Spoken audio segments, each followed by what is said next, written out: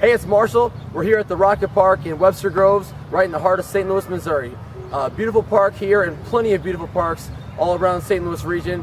So I'm going to show you how I do sprints and what I truly recommend for everybody, okay? This is the absolute best way to cut fat and to lean out in addition to strength training. So our buddy Brad is going to help us out and demonstrate.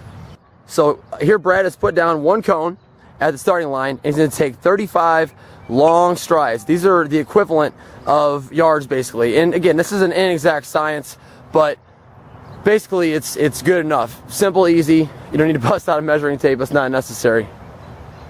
So once he takes 35 steps, because he's doing 35 yards today, he'll put his cone down.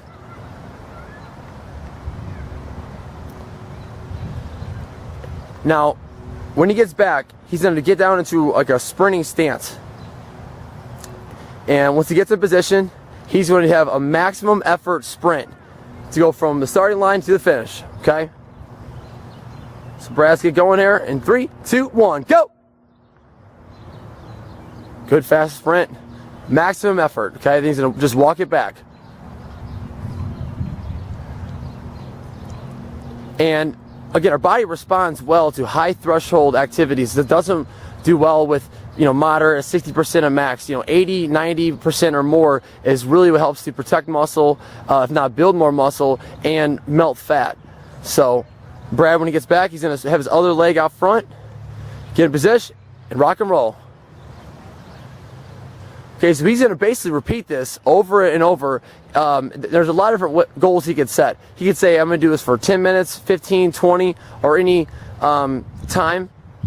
Or he could say, I'm going to do 20 total sprints. Now, other ways you can make this more challenging, because every week you want to try to progress more and more, is he go from 35 to 40. And you could potentially start as low as 25 yards. And or overall he could try to count how fast he's going or his total time and just try to go faster. So this is my single favorite way to do sprints. And Brad, thank you very much for your help. All right, so a quick note, you don't have to have cones or a fancy setup to make this happen. Just get a couple water bottles, shoes, something just to give you a start and stop. So really there's no excuse to do this unless you are orthopedically not cleared to do so. A couple other cool ideas for doing intervals. If you have a track by your house, you could sprint the straightaways and walk around the corners. If you have cones or water bottles, whatever, you could make points at 10, 20, 30, 40, and 50 yards, and then do a pyramid. So you would run from the start to 10 and then walk back, to the 20 and then walk back, to 30 and walk back, all the way up to 50, and then walk it back down. You can do that for a designated number of cycles or time.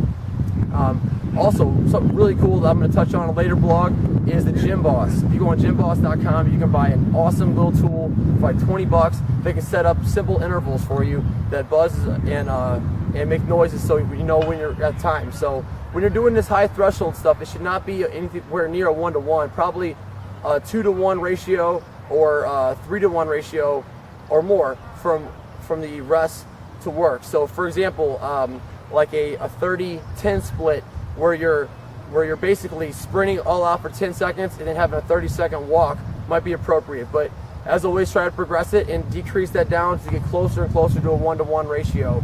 And the more advanced you get, the better you'll get and the leaner you'll be. So thank you very much.